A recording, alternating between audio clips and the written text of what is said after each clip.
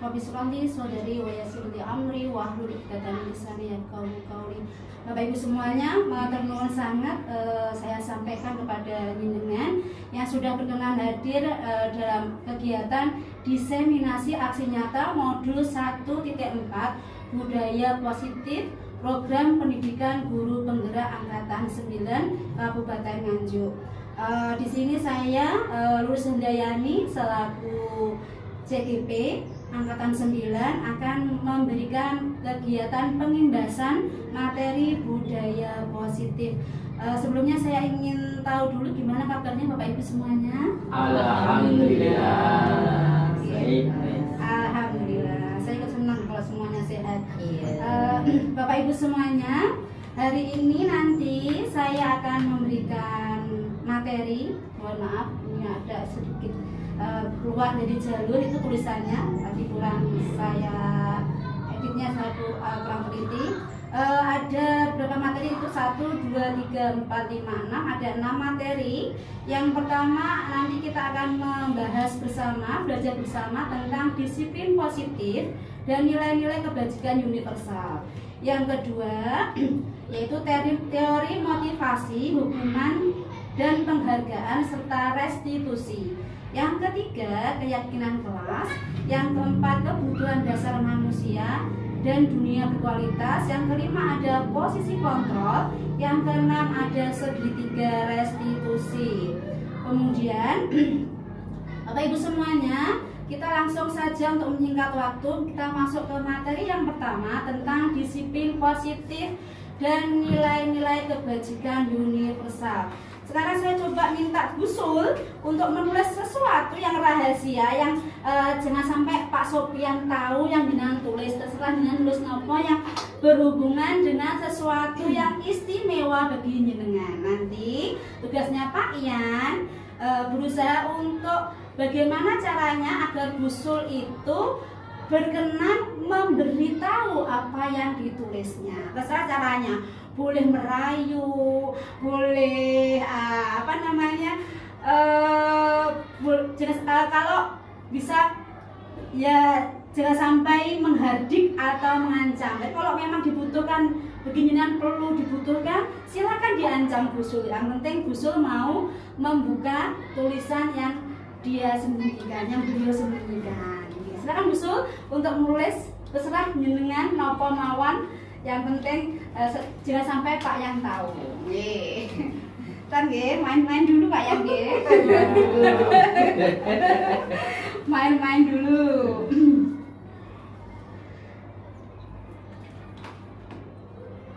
Bu Endang boleh melirik, tapi jangan sampai diberitahu ke Pak Yan. Tidak kelihatan. Oh, tidak kelihatan.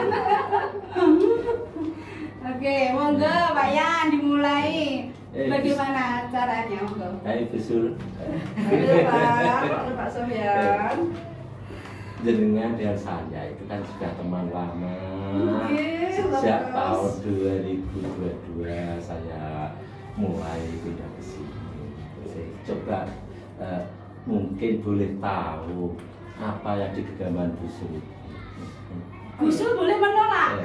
Kalau merasa itu berharga, tidak boleh diketahui, boleh menolak. Dan Pak ya, tugasnya itu harus berusaha supaya Gusul mau membuka. Biar pertemanan kita lebih intim. Jangan ada dusta di antara. Jangan ada yang dirahasiakan. Boleh, Gusul kalau sudah menyerah juga nggak apa-apa, dikasih tahu. Mungkin dikasih tahu depannya atau kata kunci. Nah, yang seperti ditebak. Pak Sofian juga tidak penasaran. Sepertinya Pak saya kasih awalan hurufnya ya Pak ya. Ya. Coba nanti kita Pak. Huruf K. Tentang kita semua yang ada di SDN Hulu 2 ini. Ketertiban. K. Keakraban. Aduh, semakin penasaran Mas Sofian. Kan terakhir kebersamaan,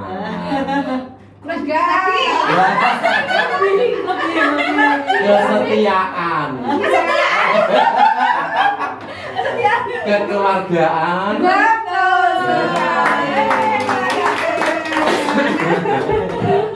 Oke, terima kasih teman-teman. Jadi dari praktek yang sudah dilaksanakan oleh Bu Sul dan Pak Yan tadi, intinya itu memberitahu kita bahwa sebenarnya ketika Bu Sul memberitahu Pak Yan, ya, itu bukan karena dorongannya Pak Yan, bukan karena rayuannya Pak Yan, tapi karena dari dalam diri Bu Sul sendiri mau membukakan hatinya, ya, mau membukakan hatinya untuk memberitahu Pak Yan. Jadi sebenarnya yang mengontrol Bu Sul untuk memberitahu Pak Yan itu bukan karena rayuannya Pak Yan, ancamannya Pak Yan, tapi karena dari dalam dirinya Bu Sul sendiri yang ingin membuka rahasianya sendiri.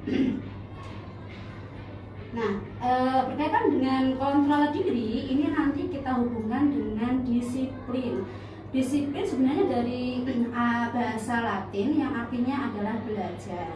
Tetapi sekarang yang berkembang di dalam lingkungan kita, ya, disiplin itu dimaknai negatif, yaitu sesuatu yang dilakukan seseorang pada orang lain untuk mendapatkan kepatuhan.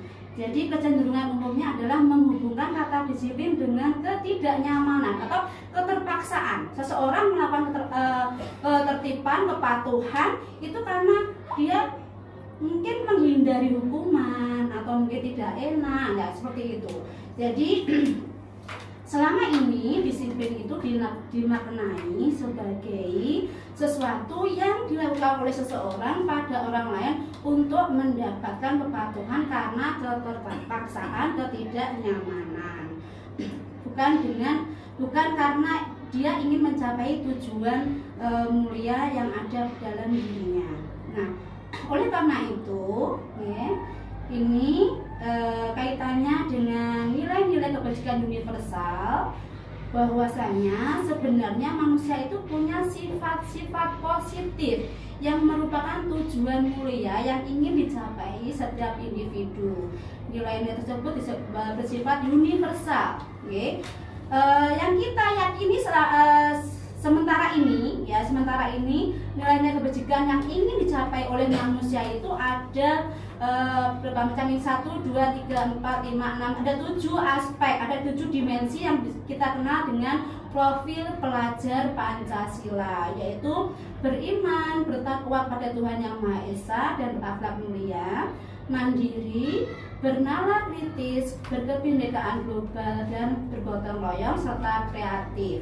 Jadi ketika seseorang melanggar peraturan atau disiplin, sebenarnya punya alasan tertentu, ya, punya alasan tertentu yang tidak sesuai dengan nilai-nilai kebajikan yang diyakini oleh orang-orang sebagai dimensi profil pelajar Pancasila. Berikutnya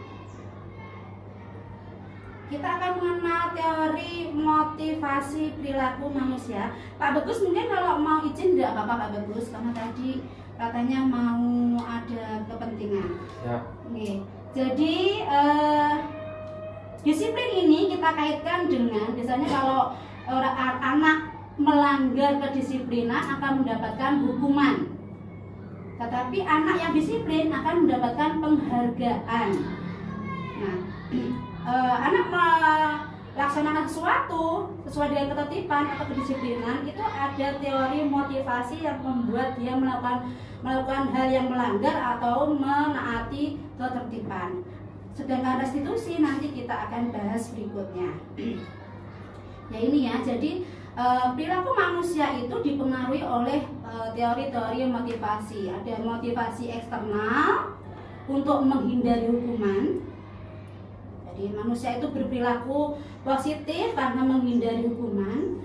Ada yang berperilaku positif karena ingin mendapatkan imbalan atau penghargaan. Ada ada yang melakukan perilaku positif karena ingin dihargai dirinya sendiri atau menghargai diri sendiri, ya. Sebenarnya yang kita tuju, yang paling utama, yang paling sesuai adalah yang nomor 3 ini. Nah, makanya hari ini kita akan belajar bagaimana anak-anak itu, ya, anak-anak itu mau berperilaku positif, mau disiplin, mau menaati peraturan, tetapi berasalkan motivasinya dari internal dirinya sendiri, bukan karena ingin mendapatkan penghargaan, bukan karena menghindari hukuman. Bagaimana caranya? Bukan motivasi internal atau intrinsik dalam diri siswa supaya patuh pada peraturan. Karena tidak ada keterpaksaan, nanti kita akan belajar bersama. Mohon maaf. Nggih. Berizin? Iya. Nggih, monggo. Kak Bagus, silakan. Semoga lancar Pak Bagus. Hati-hati jangan lupa olehnya. Jangan lupa olehnya. Menurut Ki Hajar Dewantara, ya, merdeka itu artinya tidak hanya merdeka tidak diperintah oleh orang lain, tetapi yang dimaksud merdeka itu adalah bisa memerintah dirinya sendiri atau mengontrol dirinya sendiri supaya bisa berperilaku positif. Kemudian di sini ada keterangan dihukum oleh penghargaan. Bukannya penghargaan itu akan membuat orang lebih lebih semangat. Kok malah dihukum ini? Nah, ini pengertiannya di sini adalah ketika kita memberikan penghargaan pada orang lain, ya, itu ternyata ada efek negatifnya, ya. Efek negatifnya apa? Efek negatifnya diantaranya itu akan berpengaruh hanya dalam waktu jangka pendek saja, ya, dalam jangka pendek saja. Jadi aku melakukan ini, ya, dan oleh penghargaan hadiah ini. Nah, seperti itu, hanya sebatas itu saja, tidak sampai bisa menimbulkan motivasi dari dalam dirinya siswa. Seperti itu. Penghargaan tidak efektif karena tidak menumbuhkan kesadaran siswa untuk patuh pada peraturan, tapi hanya ingin mendapatkan balasan saja. Loh, ini Pak, ada penghargaan perusahaan hubungan, artinya apa? Artinya bahwasanya kadang anak-anak itu karena sudah terbiasa kita berikan penghargaan, kemudian kita melakukan suatu kegiatan, kemudian tidak kita beri penghargaan akan membuat dia pegel pada gurunya. Biasanya aku loh oleh hadiah, kok gak oleh, berarti guru itu tidak sayang padaku. Nah, seperti itu. Itu adalah efek dari penghargaan yang kita berikan kepada anak-anak karena dia mematuhi peraturan. Jadi tidak hanya hukuman yang memberikan efek negatif, tapi penghargaan sebenarnya juga memberikan efek negatif pada siswa. Berikutnya, sudah ya. Bagaimana cara kita mengapresiasi, memberikan penghargaan pada seseorang yang membuat orang tersebut tidak mendapatkan efek negatif, yaitu dengan cara memberikan pengakuan secara khusus pribadi, ya, kemudian secara adil semua murid dapat, tidak hanya itu saja yang kita beri penghargaan, yang kita berikan apresiasi, kemudian secara konsisten, tidak tidak selang-seling, tapi terus menerus, kemudian fokus pada proses. Contohnya bagaimana? Contohnya seperti ini, apresiasi kebajikan secara verbal, ya, bukan hadiah, tapi secara verbal. Seperti ini, kemarin saya perhatikan rasa empatimu besar sekali pada saat menolong murid baru di kelas kita. Jadi kalau bisa ada aspek pembukanya, kata-kata pembukanya, kemudian nilai kebajikannya kita sampaikan apa nilai kebajikannya. Di situ ada nilai kebajikan rasa empati. Kemudian pada saat situasi apa siswa itu berperilaku positif kita sebutkan. Seperti itu. Ini adalah contoh pemberian apresiasi kebajikan kepada siswa. Ini tidak harus berupa hadiah, tapi bisa apresiasi berupa verbal. Nah, dari beberapa aspek ini, yang nomor 1 itu coba kita tebak termasuk hukuman ataukah konsekuensi. Monggo Bapak Ibu semuanya kita lanjutkan ya. Nah, coba sekarang kita identifikasi dari beberapa item pernyataan yang ada di layar, manakah yang termasuk hukuman, manakah yang termasuk konsekuensi. Yang 1, Yang pertama hukuman. Yang kedua hukuman. Yang ketiga hukuman. Ya. Yang keempat konsekuensi. Yang kelima konsekuensi. Terus apa ya? Hukuman. Terus Konsekuensi. Oke, kita lihat tebakannya teman-teman. 100 apa? 90 apa 80? Ya, nomor 1 betul tadi hukuman. betul. Oke, yang kedua hukuman betul. Yang ketiga hukuman betul. 100 semuanya nih teman-teman ini. Kemudian yang keempat ada konsekuensi, yang ke-5 ada konsekuensi, yang ke-6 hukuman, yang ke-7 konsekuensi. Kenapa kalau nomor yang 7 tadi termasuk konsekuensi? Karena kok bukan hukuman? Padahal disuruh lari loh itu mengelilingi lapangan basket Pada saat pelajaran karena pada PJOK. saat pelajaran PJOK. Jadi anak biasanya untuk pemanasan lebih dahulu ya, biar tidak kram seperti itu. Berikutnya, apa yang membedakan antara hukuman dan konsekuensi? Biasanya kalau hukuman itu bersifat yang menyakitkan ya, sesuatu yang menyakitkan, kemudian tidak hanya perih, tidak hanya perih di fisik, tapi juga perih di hati. Kata Pak Sofian yang tidak bisa dihapus. Iya, dalam ingatan ya. Oke. Kemudian bersifat jangka waktunya lama, panjang, kemudian anak malah benci untuk disiplin, bersifat paksaan, mendorong menyakiti diri sendiri, kemudian menganggap dirinya sebagai siswa yang buruk, ya, pribadi yang buruk. Kemudian anak akan takut untuk berkata jujur, malah menyembunyikan kesalahannya supaya tidak dihukum. Nanti itu ya.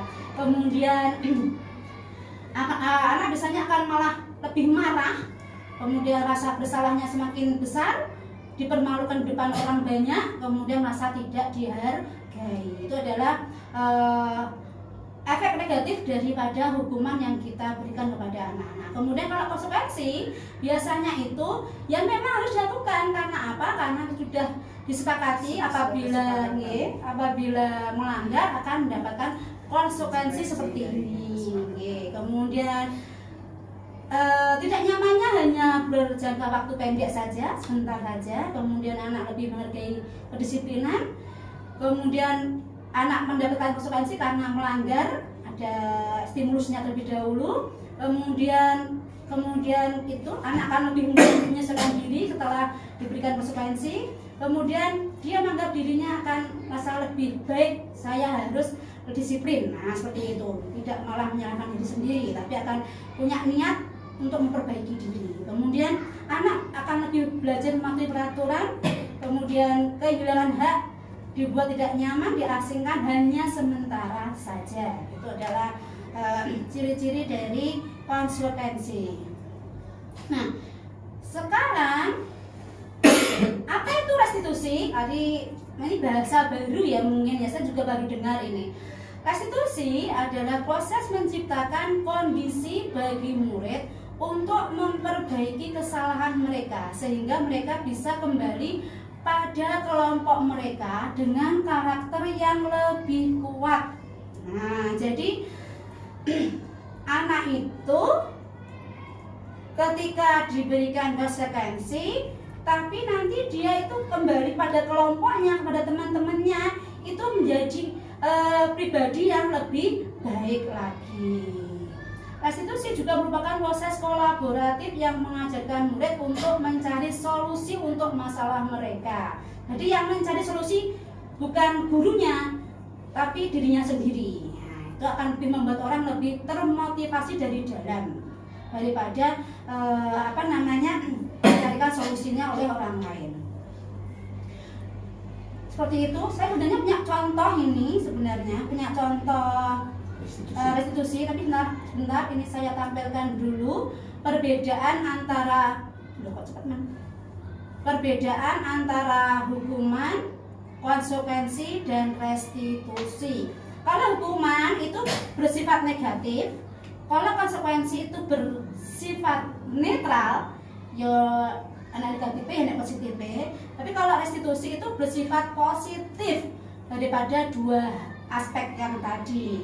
Jadi kalau restitusi itu pertama, siswa itu nanti akan kembali kepada kelompoknya dengan rasa percaya diri, agak minder, tapi dia mau memperbaiki dirinya sendiri. Kemudian yang berikutnya, yang menjadi masalah bukan gurunya, tetapi adalah dirinya sendiri. Itu adalah restitusi.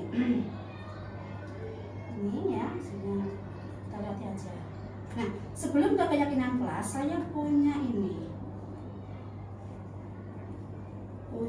video sebenarnya. Bentar ya, kemana ya? Bisa saya sampaikan tahapan melakukan segitiga restitusi, yaitu yang pertama adalah menstabilkan identitas. Jadi nanti ketika kita membantu siswa kita menyelesaikan masalah, yang kita lakukan pertama kali adalah menstabilkan identitasnya dulu. Kita sampaikan bahwa wajar setiap anak pasti melakukan kesalahan. Itu namanya menstabilkan identitas. Sebenarnya bahasa yang kita sampaikan seperti itu, kewajaran setiap orang pasti mempunyai kesalahan. Itu adalah termasuk contoh menstabilkan identitas. Kalau bahasanya Jawa, kita yem dulu, kita dem dulu, bocah ben adem dulu, baru nanti kita lakukan tahap berikutnya, yaitu validasi kebutuhan. Di sini kegiatan yang dilakukan adalah menanyai siswa kenapa melakukan suatu kesalahan itu. Pasti karena punya alasan tertentu. Setelah itu baru nanti kita ajak untuk mencari solusinya bersama. Seperti itu ya. Nah, ini saya berikan contoh video segitiga restitusi yang pernah saya lakukan bersama dengan teman-teman, antara teman-teman dengan anak-anak.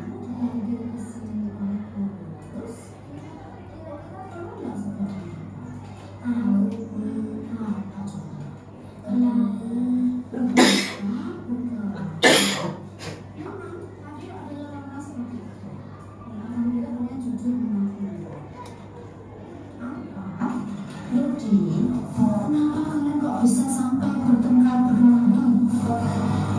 Rudi mengajak anak aku untuk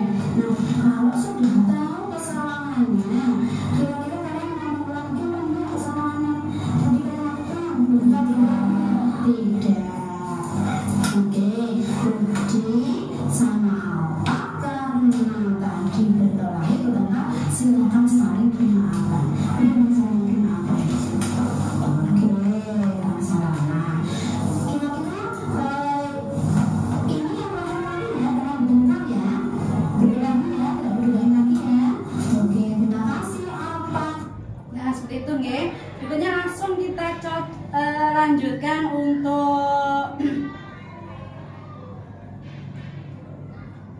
materi berikutnya, yaitu kita singkat saja ya, karena kita mau melayat bersama. Iya, takziah bersama. Sudah keyakinan kelas ya. Keyakinan kelas.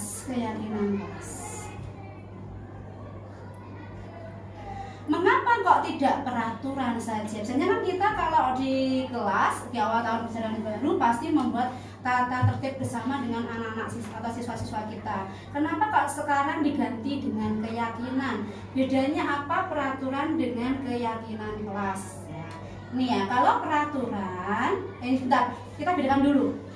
Biasanya kita awali dengan teks atau narasi seperti ini. Mengapa kita memiliki peraturan harus menggunakan helm bila mengendarai kendaraan roda 2? Supaya apa?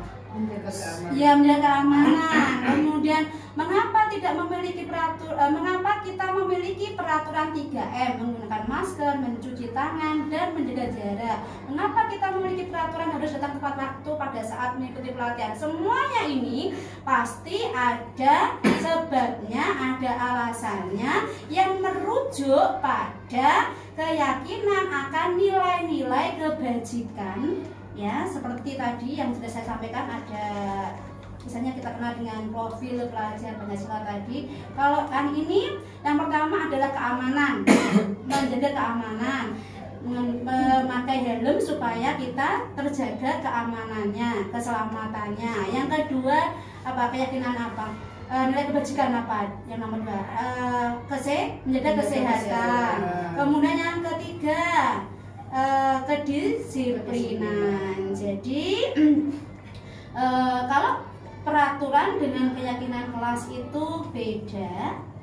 Bedanya apa? Kalau keyakinan kelas itu perilakunya pasti didasarkan pada nilai-nilai kebajikan yang telah kita yakini bersama. Kemarin saya juga sudah membuat keyakinan kelas dengan anak-anak, bisa kita lihat. Sebentar Pak Wito nggih. Sabar.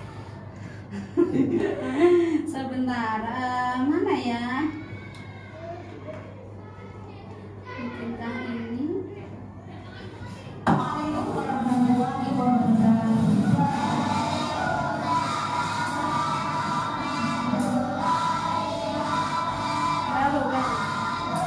Banyak ini.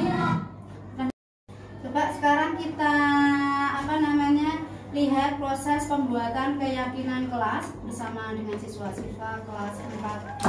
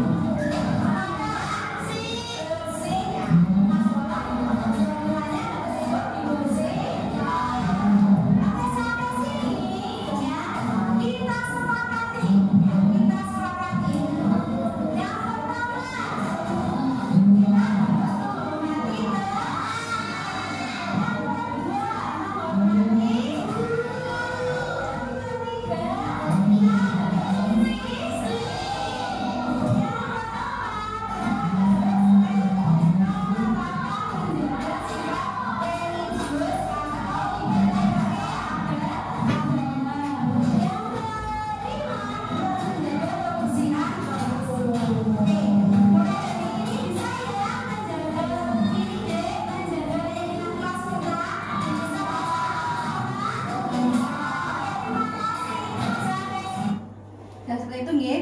Kemudian ini kemarin sudah saya buatkan contoh poster keyakinan kelas berdasarkan kesepakatan tadi yang saya buat dengan kemarin yang saya buat dengan anak-anak. Seperti ini posternya. Ini nanti bisa kita aplikasikan bersama di kelas kita masing-masing ya, supaya lebih menarik bisa kita buat di Canva seperti itu. Menginjak atau memasuki materi berikutnya. Sudah, ini restitusi sudah.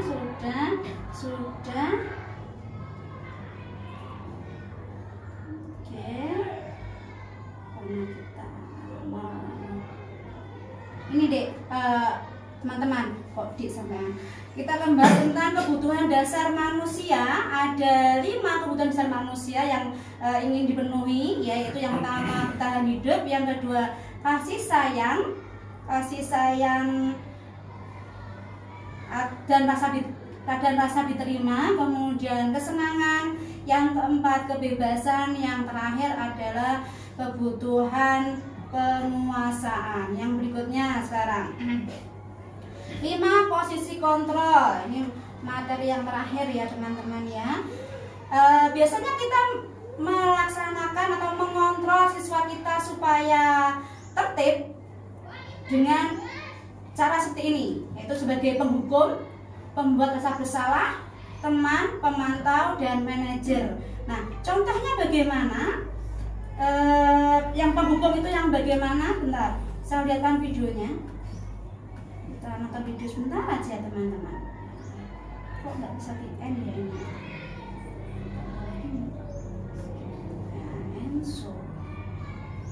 Ini videonya tentang posisi kontrol yang dilakukan oleh pendidik. Ini macam-macam posisi kontrol yang dilakukan oleh pendidik untuk membuat siswanya disiplin. Salam bahagia ibu dan bapak guru hebat. Dalam penerapan disiplin positif restitusi, salah satu program yang dikembangkan adalah 5 posisi kontrol. 5 posisi kontrol dalam restitusi adalah proses perjalanan seorang pendidik agar dapat mengenali diri. Pada video kali ini, kita akan membahas tentang 5 posisi kontrol yang dikembangkan oleh Diane Wilson dan contoh penerapannya.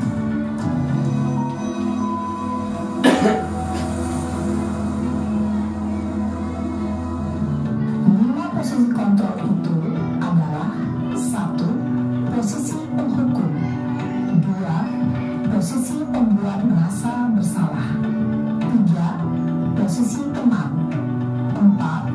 Posisi pemantau atau monitor, dan 5. Posisi manajer.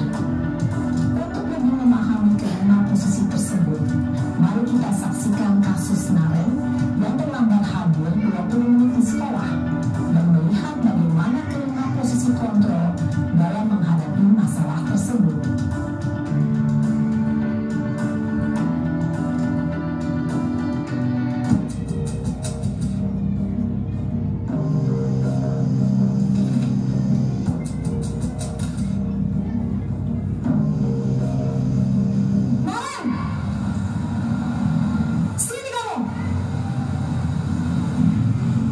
Selamat pagi Bu. Selalu terlambat. Kamu deh pasti terlambat. Maaf Bu, saya Apa coba? Alasan kamu apa lagi? Kapan sih kamu tidak terlambat? Malas sekali ya kamu jadi anak. saya Dasar pemalas. Gak kapok-kapok sih kamu. Sudah berapa kali terlambat? Sana, kamu keliling lapangan basket 2 kali. kenapa saya harus keliling lapangan basket Bu? Kenapa? Kamu lawan ibu. Berani-beraninya jawab. Sudah terlambat, masih berani jawab pula. Sekarang, keliling lapangan basket 5 kali sekalian. Biar kapok. Cepat. Pergi sana ke lapangan basket. Posisi penghukum biasanya berbicara dengan nada tinggi, menghardik,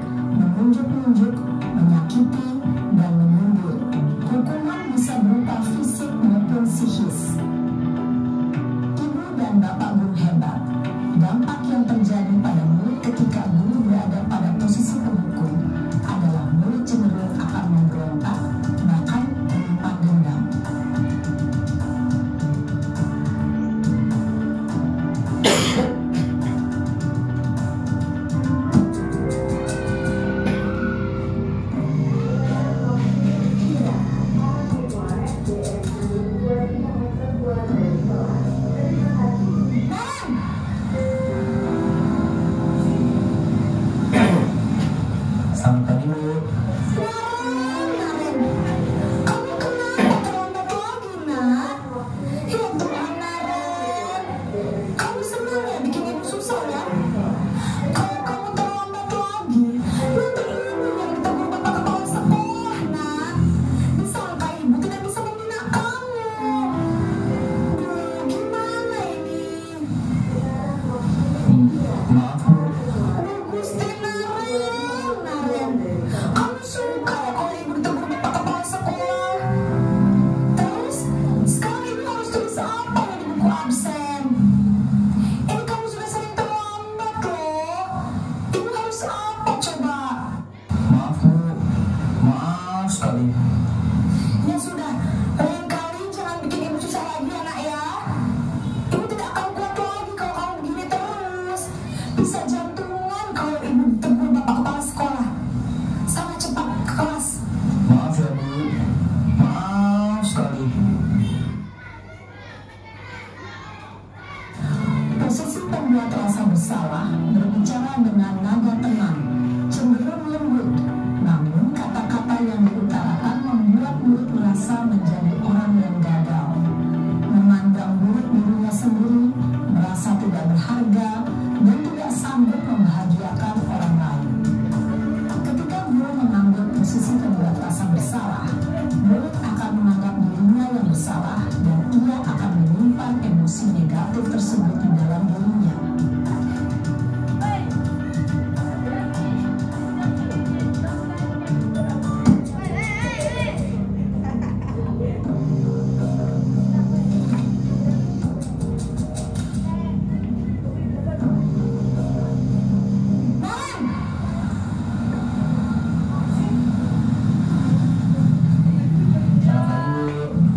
Wah, sudah jam berapa ini nak? Terlambat lagi ya sayang. Iya Bu. Habis ibu saya lupa bangunkan saya Bu. Kamu malah menyalahkan ibu kamu. Kamu bukannya anak yang larinya paling kencang. Kok terlambat sih? Iya Bu. Saya memang terlambat bangun tadi. Jadi biarpun saya lari kencang, tetap berkejar Bu. Ya sudah sana, nanti lain kali larinya lebih kencang lagi ya, biar gak terlambat lagi. Bikin seneng ibu, demi ibu, bisa kan? Bisa lah Bu. Ya sudah sana masuk kelas, ibu beresin urusan absen kamu. Kamu ini ada-ada saja. Dalam posisi teman, guru berbicara dengan nada suara ramah, akrab, cenderung bersenda gurau untuk menjaga suasana tetap santai. Murid akan merasa senang, aman, dan akrab dengan guru. Identitas yang tercipta adalah identitas sukses atau berhasil. Namun, perlu diingat, karena ini masih dorongan eksternal, maka ada faktor ketergantungan dari murid kepada orang tertentu. Di sini, guru absennya, sehingga di lain waktu, murid bisa berperilaku baik, namun hanya kepada orang-orang tertentu saja.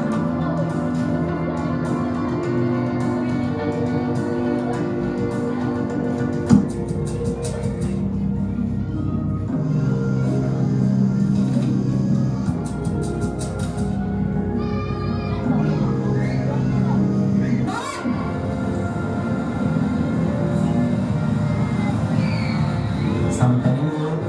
Naren, apa peraturan sekolah kita tentang jam berapa kita harus masuk sekolah, nak? Kita harus di sekolah jam 7 Bu.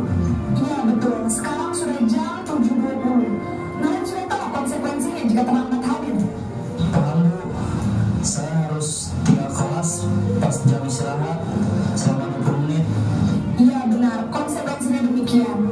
Jadi nanti jam 9.30 pas istirahat, kamu harus tinggal di kelas, kerjakan tugas tambahan untuk ketertinggalan kamu, ya? Baik Bu. Posisi pemantau mengandalkan penghitungan atau data untuk mengontrol murid. Guru mengarahkan murid berdasarkan peraturan dan konsekuensi.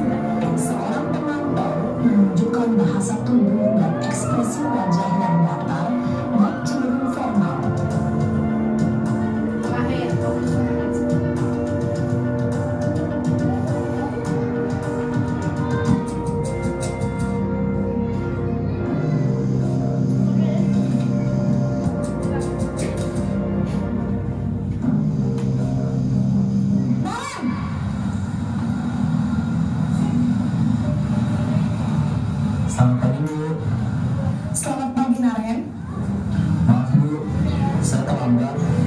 sekolah masuknya jam 7, sekarang sudah jam 7.20. Jadi sekarang bagaimana ini, Karen? Maaf Bu, saya pasti alarm saya semalam. Baiklah, menurut kamu, keyakinan sekolah yang mana yang perlu kamu tingkatkan? Menghargai diri sendiri dan orang lain mungkin kan Bu. Setuju. Jadi, apakah Naren meyakini prinsip saling menghormati tersebut? Iya Bu, saya meyakininya. Apakah Naren bersedia memperbaiki masalah keterlambatan ini? Bersedia Bu. Bagaimana kamu akan memperbaiki masalah keterlambatan ini? Saya akan coba untuk tidak lupa menyetel alarm saya Bu. Baik, kalau Naren lupa menyetel alarm di rumah, ada orang yang kira-kira bisa bantu mengingatkan tidak? Ada Bu, kakak saya, Kak Emma. Ada lagi selain Kak Emma? Selain Kak Emma, ada ibu saya. Baik, jadi yang mengingatkan Naren adalah Kak Emma dan ibu kamu ya? Kira-kira akan mulai setel alarm kapan nih, Naren? Setelah pulang sekolah, akan segera saya lakukan. Baik, jadi Naren akan setel alarm untuk bangun besok pagi dan akan diingatkan oleh kakak dan ibunda Naren ya. Ada lagi yang mungkin perlu dilakukan, Naren, agar tidak terlambat bangun lagi? Tidak ada Bu. Baik, Naren, terima kasih untuk kerjasama kamu. Sekarang kamu perlu kembali ke kelas untuk belajar. Baik Bu, terima kasih. Posisi manajer adalah posisi kontrol dan disarankan untuk membimbing murid memiliki sikap disiplin yang positif, yaitu murid yang mandiri, bertanggung jawab, dan dapat memecahkan masalah. Tujuan dari posisi ini adalah agar murid dapat merefleksi atas tindakannya. Guru akan dengan tulus memberikan pertanyaan-pertanyaan bermakna, sehingga membuat murid dapat belajar dari kesalahannya dan mencari sebuah solusi untuk menyelesaikannya. Ibu dan Bapak guru hebat, setelah mengamati adegan kelima posisi kontrol tadi, kira-kira posisi mana yang paling ideal? Posisi mana yang dapat menunjang motivasi intrinsik murid? Ya, tentu posisi manajer. Posisi ini memang posisi ideal yang ingin dituju setiap pendidik. Pada posisi inilah guru dapat menerapkan disiplin positif dan berpihak pada murid dan memerdekakan murid. Perjalanan seorang pendidik tentunya tidak mudah untuk sampai pada posisi seorang manajer. Namun, tujuan kita pasti, yaitu menciptakan murid-murid yang mandiri, merdeka, dan bertanggung jawab. Semoga penggambaran 5 posisi kontrol yang telah diperlihatkan ini dapat menjadi ajang refleksi bagi kita semua, agar dapat terus mengasah dan menerapkan disiplin positif yang memerdekakan murid. Mari terus berlatih dan bersemangat. Selamat menerapkan. Salam dan bahagia, Ibu dan Bapak Guru hebat. Berkatan teman-teman untuk 5 posisi kontrol, semoga ada manfaatnya. Dan dengan diakhirinya itu tadi kita juga sudah berakhir untuk materi kita hari ini. Tapi sebelum kita akhiri, Bu Lulus saya ingin satu saja mewakili teman-teman untuk refleksi kegiatan kita hari ini, apakah ada manfaatnya atau tidak, dan bagaimana perasaan dari teman-teman ketika mengikuti pengimbasan materi budaya positif ini. Satu saja. Bisa Pak Yan, bisa Pak Edi, bisa Pak Wito, bisa Bu Endang, bisa Bu Sur. Satu saja untuk refleksi kegiatan kita hari ini. Apakah menyenangkan, apakah ada manfaatnya, seperti itu. Enggak Pak Yan? Ya, terima kasih atas waktunya. Saya ucapkan terima kasih kepada Umi Lulus selaku JGP Angkatan 9 yang luar biasa ini.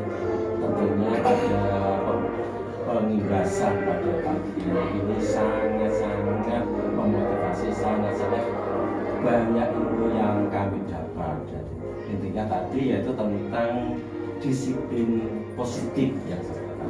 Disiplin positif itu mungkin bisa dikatakan restitusi tadi. restitusi. Positif sama Ya, enggak? sama. Jadi membangun motivasi di dalam diri siswa untuk berdisiplin. Jadi tidak ada unsur keterpaksaan. Ya. Intinya itu tadi. Mungkin itu nanti bisa kami bawa ke kelas kami masing-masing, bagaimana kami menjadi posisi pendidik yang ideal, yaitu posisi manajer aja, yang mana mampu membangun anak didik kami untuk mempunyai kesadaran diri, untuk bisa menjadi disiplin yang positif tadi. Terima kasih banyak atas ilmu yang diberikan di situasi pengimbasan ini. Terima kasih Pak Sofyan atas refleksinya. Alhamdulillah kegiatan kita juga sudah berakhir. Semoga apa yang diharapkan oleh Pak Sofyan tadi, bahwasanya kegiatan ini bisa membawa manfaat untuk kita sebagai pendidik dan untuk anak-anak kita semuanya. Semoga bermanfaat juga. Dari saya cukup sekian, ada kurang lebihnya saya mohon maaf. Saya lagi semoga kegiatan ini bermanfaat untuk kita semuanya. Amin amin amin. Kita akhiri dengan bacaan hamdalah bersama-sama. Alhamdulillah. Dari saya kurang lebihnya mohon maaf. Assalamualaikum warahmatullahi wabarakatuh. Waalaikumsalam warahmatullahi wabarakatuh.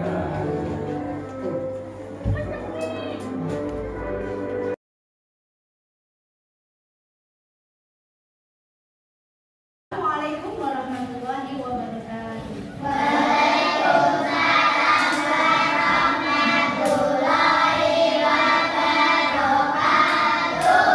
kabarnya hari ini anak-anak? Baik. Alhamdulillah. Luar biasa. Oke, anak-anak semuanya, hari ini Bu Lulus akan mengajak kalian membuat keyakinan kelas. Apa itu keyakinan kelas? Ada yang tahu? Oh tidak. Oke, Bu jelaskan ya. Tolong angkat diambil sama Bu. Keyakinan kelas itu artinya adalah seperti yang kalian tahu selama ini adalah seperti peraturan atau tata tertib kelas. Tetapi bedanya dengan peraturan apa?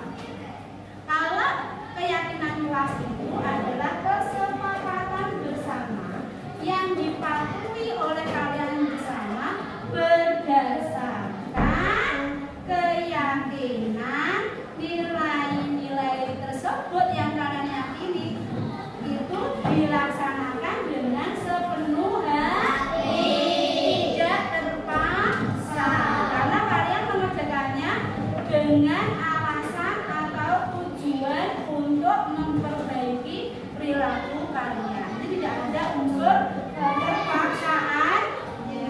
Oke, nanti kalian tulis di sini, di kertas ini yang nanti lulus lagi. Kalian tulis semua hal yang kalian inginkan supaya nanti kalian bisa belajar di kelas dengan tenang, tertib, lancar, tidak ada yang mengganggu.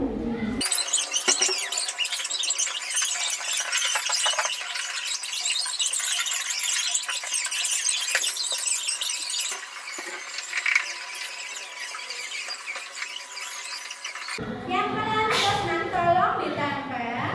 Masuk perbuatan menghormati teman, menghormati guru, disiplin apa religius. Ya. Ada lagi? Ini dek, kebersihan. Nah, boleh.